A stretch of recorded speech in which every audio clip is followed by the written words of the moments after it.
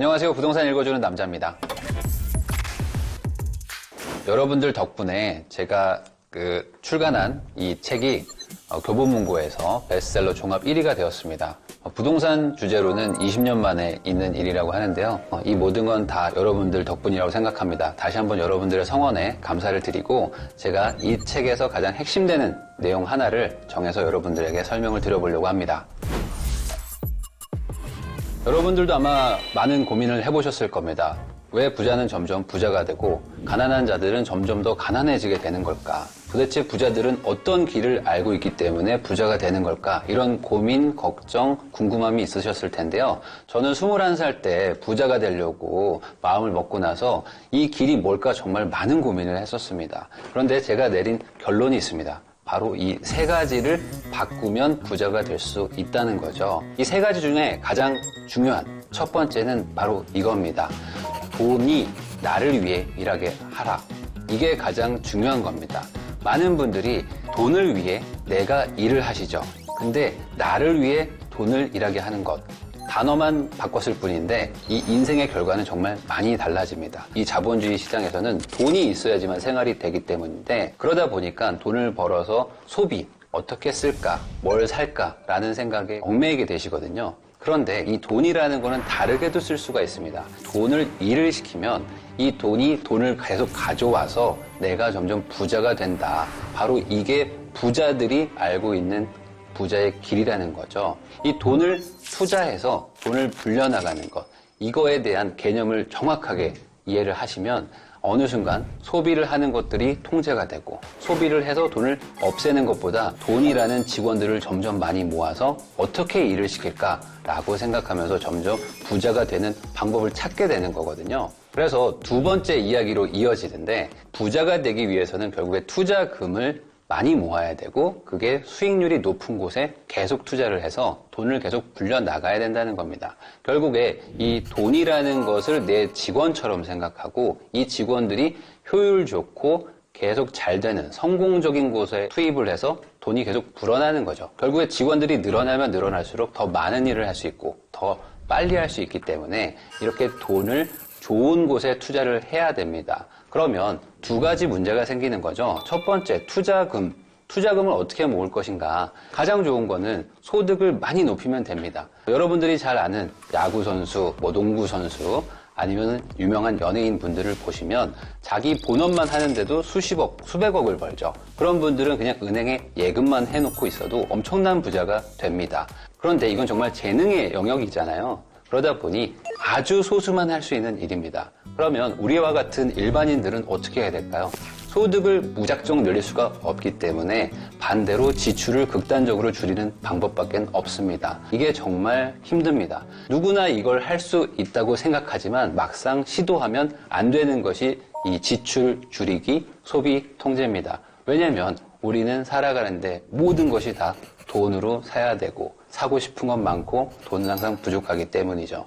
그래서 많은 분들이 부자가 되고 싶어도 결국에 이 소비를 줄이지 못해서 부자가 못 되는데 아까도 말씀드렸듯이 돈을 일을 시키게 하려면 결국에 이 투자금을 모아야 되고 어쩔 수 없이 고통스럽지만 소비 통제를 하셔야 됩니다. 이게 되면 부자로 갈 수 있는 첫 발을 뗀다고 할 수 있죠.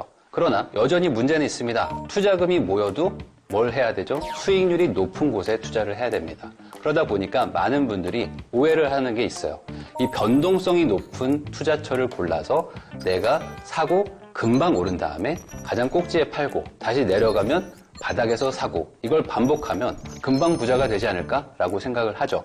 그러나 제가 투자를 한 20년 정도 해보면서 느낀 바는 크게 벌고 크게 잃는 이런 변동성이 큰 시장에서는 살아남기가 정말 어렵다. 이것도 또 하나의 재능이더라라는 결론을 내렸습니다. 그래서 큰 이득과 큰 손해가 있는 시장에서는 가능한 한 조금 투자를 자제하시고 작은 이득이 있더라도 손해가 없는 항상 좀 우상향하는 쪽에서 투자의 기회를 찾아보시고 거기에 내 직원들을 모두 넣는 것이죠. 이 전쟁이라고 생각하면 좋을 것 같습니다. 항상 내 병사들이 늘어나고 있어야 되는데 어느 순간은 승리하고 어느 순간은 패배하면서 병사들이 줄어들게 되면은 내가 부자가 되는 속도가 항상 변동성이 너무 커지고 느려지게 되는 것이죠.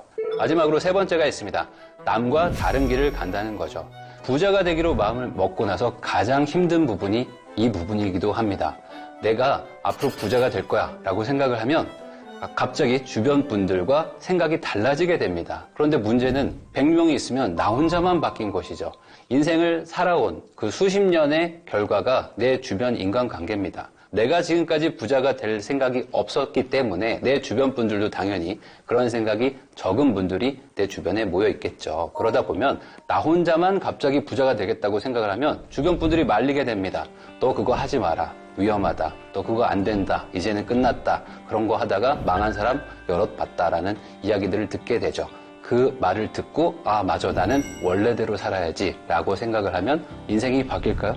아닙니다. 어제와 똑같은 오늘이 이어질 뿐인 거죠. 결국에 내가 바뀌고 싶다면 남의 말을 듣는 것이 아니라 내가 되고 싶은 사람의 말, 내가 되고 싶은 길을 이미 가본 사람의 말을 들어야 됩니다. 그래야 내 인생이 바뀌기 시작하죠. 이게 어려울 수도 있습니다. 특히 가장 가까운 부모님이나 친구, 가족들이 나를 말리기도 합니다. 그러나 그 길이 정말 맞다고 생각을 하시면 그 길을 뚝심 있게 밀고 나가시는 그런 용기와 인내와 의지도 필요합니다. 결국에 이 부자가 되기 위해서는 세 가지를 바꿔야 되는데 하나같이 쉽지 않습니다. 그렇기 때문에 부자가 되는 것이 정말 어렵죠.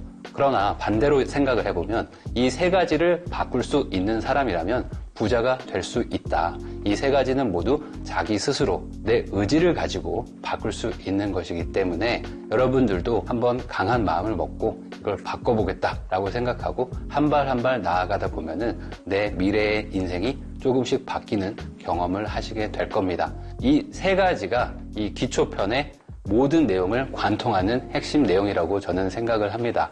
그럼 아마 여기까지 보신 분들은 이런 생각을 할 겁니다. 투자금을 모은다는 게 너무 힘들고 고통스럽다는 거죠. 충분히 이해합니다. 저도 과거에 회사를 다닐 때 90%씩 저축을 했었는데 정말 극단적으로 소비를 줄이고 내가 이렇게 사는 게 맞나 싶을 정도로 힘든 삶을 살았습니다. 그런데 이거는 어쩔 수 없는 게 부동산 투자나 주식 투자나 뭐든지 결국에 일을 하기 위한 최소한의 돈이 필요합니다. 부동산 쪽에서는 한 3천만 원 정도는 모으셔야 어느 정도 유의미한 투자를 할 수가 있거든요. 그러면 3천만 원이라는 걸 모으기 위해서는 어떤 분들은 2, 3년이 걸릴 수도 있고 돈을 많이 버는 분들은 1년 정도면 모을 수도 있겠지만 결국에는 고통스러운 소비 통제 기간은 필요하다. 결국에 이게 부자가 되는 가장 첫 발을 떼는 거다라는 걸 다시 한번 강조하고 싶습니다. 제 책은 총 2권인데 아까 말씀드린 기초편은 투자 마인드에 대한 이야기라면 실전편은 투자의 종류, 어떤 투자들을 할 수 있는가에 대한 이야기입니다. 그래서 실전편을 쓴 이유는 아마 많은 분들이 부동산 투자를 하겠다고 마음을 먹었어도 어떤 투자를 해야 되고 어떤 종류의 투자가 있는지도 잘 모르실 거예요.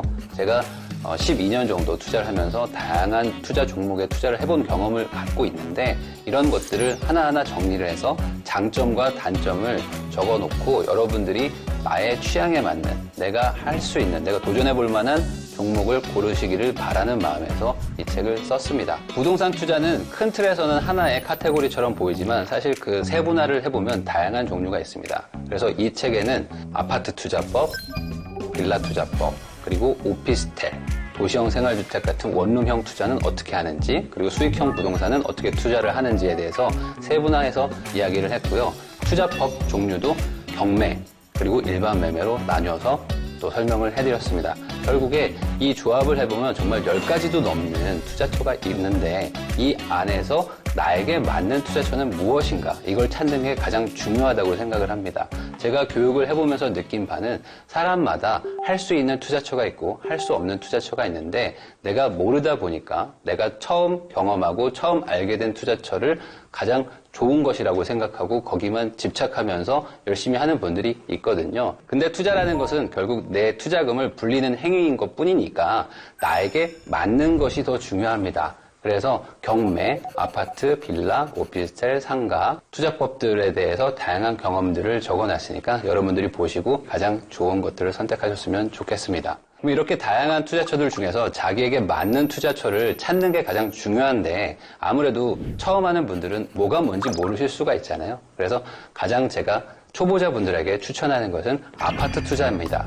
이 아파트라는 것 자체가 이 주택에서 상위 50%에 해당하는 물건입니다. 그러니까 내가 아파트를 샀다는 것만으로도 하위 50%가 아닌 상위권의 물건을 샀다는 거죠. 아무래도 투자라는 것은 남들이 좋아하는 물건을 사야지 돈을 벌 확률이 높은데, 아파트 투자라는 것은 그래도 다른 것에 비해서 훨씬 안전한 투자처가 된다라고 생각을 하시면 됩니다. 그러면 아마 뒤따라오는 궁금증이 있을 겁니다. 아파트를 사고 싶지만 돈이 없는데 어떡하냐라는 거죠.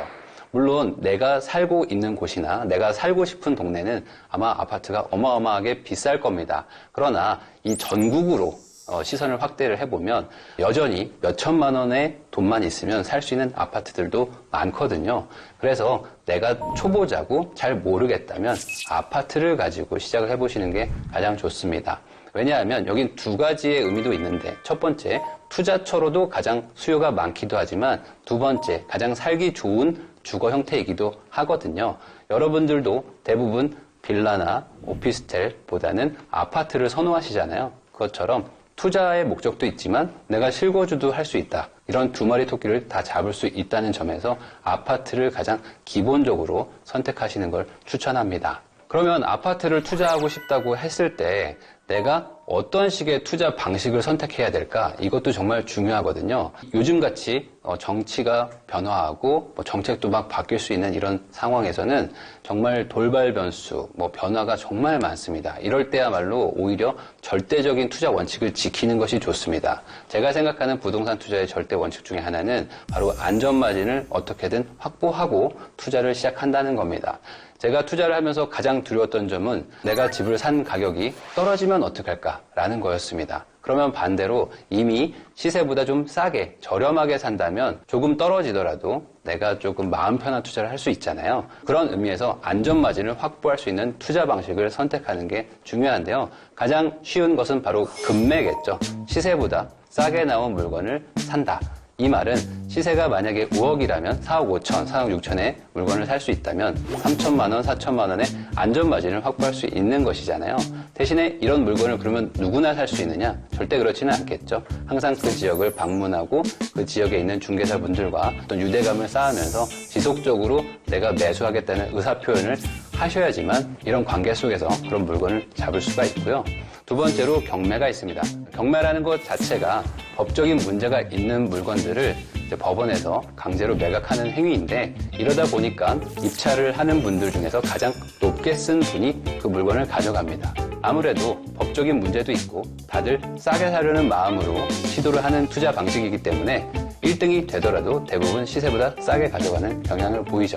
그리고 마지막으로 앞으로 새 것이 될 물건에 투자를 하는 것입니다. 많은 분들이 이 방식에 대해서 안전마진이냐라고 생각하는 분들이 있을 텐데, 이렇게 생각을 하시면 됩니다. 주변에 가장 신축인 아파트 대비 지금 내가 사는 재개발, 재건축 아파트가 미래에 새 아파트가 됐을 때 가격이 얼마일까를 생각을 해보는 거죠.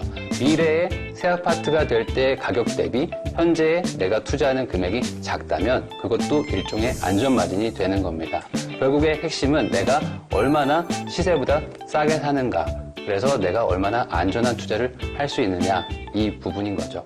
잃지 않는 투자를 한다는 것이야말로 부자가 되기 위해서 차곡차곡 계단을 하나씩 올라가는 거라고 생각을 합니다. 결국에 잃지 않고 계속 한 발 한 발 나아가려면 안전마진이라는 개념을 꼭 머릿속에 가지고 투자를 임하시면 좋을 것 같습니다.